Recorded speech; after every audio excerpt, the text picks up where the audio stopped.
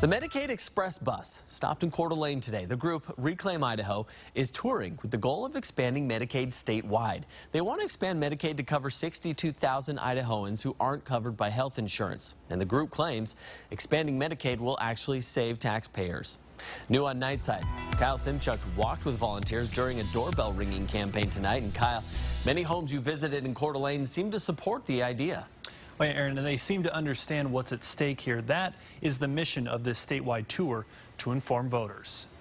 When Reclaim Idaho launched their effort earlier this year, skeptics said their biggest hurdle would be getting signatures in the dead of winter. I have 6 little warmers on my body in different places to stay warm. Their persistence paid off. Prop 2 is now on the November ballot. Now Reclaim Idaho is at it again, making sure voters check yes. My name's Luke. I'm a volunteer out talking with people about the big Medicaid expansion vote coming up. Luke Mayville is the co-founder of Reclaim Idaho.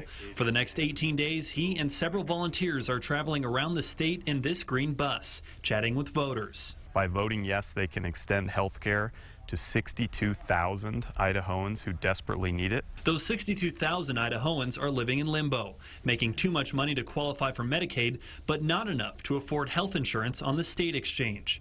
Proposition 2 would expand Medicaid to include everyone under 65 whose adjusted gross income is 133% of the federal poverty level. That works out to be about $16,000 for a single person or about $33,000 for a family of 4. There's still a lot of misinformation out there. A lot of people think that this is going to be a real tax burden for Idaho, when it's really the opposite. Federal dollars would cover 90% of the expansion costs, and Mayville says it would scale down emergency county and state programs that cover medical bills when patients can't. If we do our work of going out and finding our supporters, getting our message across, we will win.